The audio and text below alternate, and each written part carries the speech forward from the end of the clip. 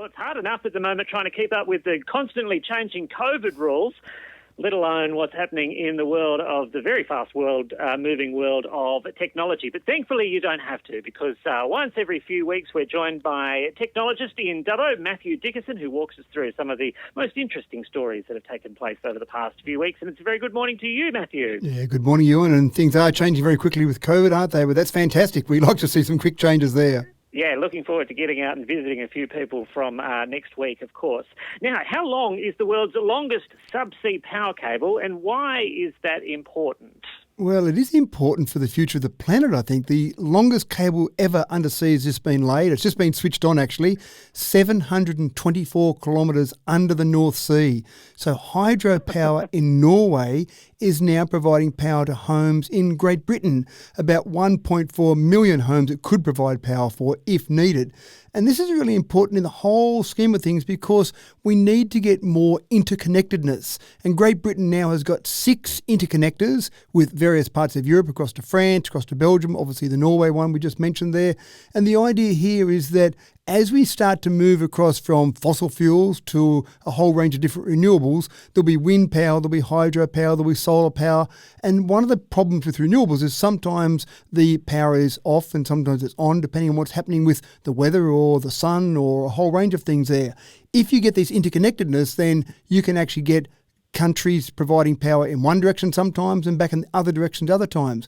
Now, Great Britain is going to be buying power from Norway for at least the next 4 years, they say, but it will get to the point where Great Britain will have enough wind power that they'll actually be able to provide some power back in the other direction. So it will be that two-way direction. But at the moment, it's just going to be in the one direction with this huge connection. Now, for Australia, this is really exciting. I wrote an article about 12 years ago, it was 2009, Ewan, that talked about the fact that we could provide all of Australia's power if we just built 1,000 square kilometres of solar panels, which sounds like a lot, and it is, but we've got a fair bit of land out in the middle of Australia. You know, the Simpson Desert, I've actually ridden a push bike across Simpson Desert, and there's not much out there, Ewan. I reckon we could put some solar panels out there, but now when we see cables this large providing power, we've got some countries above us. We've got Papua New Guinea, Indonesia, Thailand, a whole range of countries there.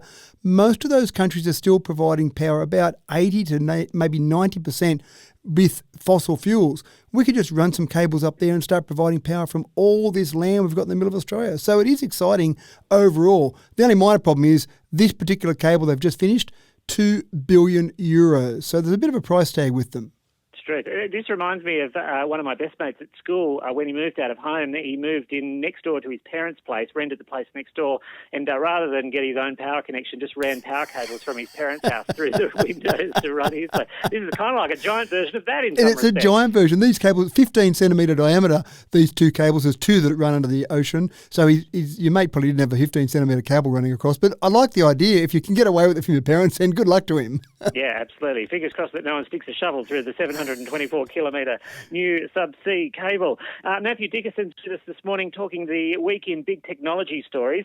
Is the future of cropping open expanses of land or high-rise buildings, Matthew? I think it will be actually high-rise buildings in some areas around the world. I think farmers in our region here, we've got lots of land. I've just mentioned some land out in the Simpson Desert, not great for cropping. We also have a reasonable amount of sun here in this country, so we actually go okay with our cropping.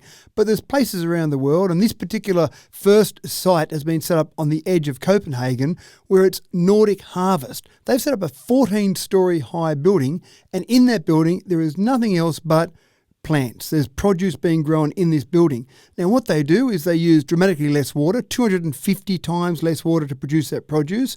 They don't need to worry about pesticides because it's a closed environment, so you can't get pests actually coming in. They put special gel-like substance, a bit like a soil that the plants actually grow in. They basically have some wind turbines to produce power because obviously you need sun. Well, there's not getting sun all the way down 14 levels, so they're all running with LED lights. The exciting part about this for people is that A, you don't need to worry about when you can grow this produce. You can grow it all year round. And B, you're growing the produce where it's needed. So you're not growing it out here in regional New South Wales and having to transport it somewhere else. You're growing it right there where it's needed. So you put some of these in a New York, in a London, in a Beijing, or in a Copenhagen, then you're growing the produce there where people actually need it. So as we grow this population of ours across the entire world, we are going to struggle to feed us all, Ewan. So I think this is going to be a solution in some areas. Again, I wouldn't be too stressed if I was a farmer out in this region because I think there's still a need for that farming out here and we've got that ability to do it. But in some places, this will be the solution. Yeah, well, it's hard to imagine cattle and sheep, for example, moving into high-rise buildings. So perhaps they'll stick around. Well, we have talked before. I've talked before about lab meats. So that's something that's actually being grown. Israel is the first commercial production of lab meat that's going at the moment. So you might actually get some stages where you're growing some lab meat in some sort of building like this as well.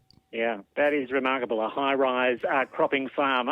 You won't believe it until you see it, and you can see it in a place like Copenhagen. Yeah. Matthew Dickerson is with us this morning. And just finally, Matthew, lots of people may have noticed of late that they are no longer able to comment or question or read other comments on sort of public posts on Facebook, whether it be either from the ABC or various politicians or community groups.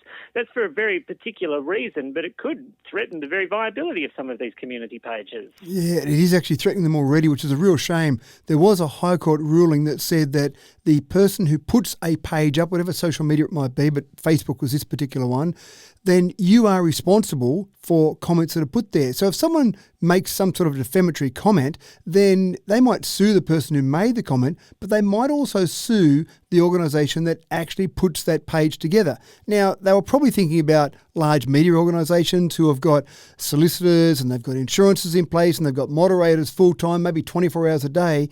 But unfortunately, little community groups that just give us some information about what's happening in Yeovil, for example. You're just talking to someone in Yeovil. All those sort of community groups that are fantastic to keep our communities together. And over the last 18 months, we've absolutely needed those community groups to be able to put some information online, to have it there for people, to have some discussions, keep them up to date with what's happening.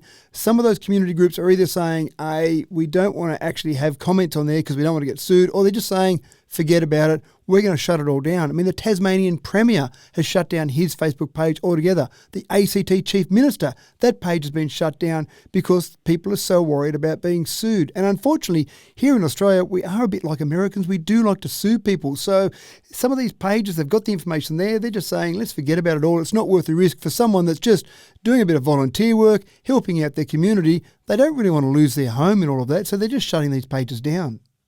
Yeah, they are going to, and I know that the politicians are all talking about that they're going to have to try and do something about that because, it's gone a little bit silly, I guess, in the respects over the past few weeks. Yeah. Matthew Dickerson, great to talk to you as always. Thank you so much. Thanks, Ewan.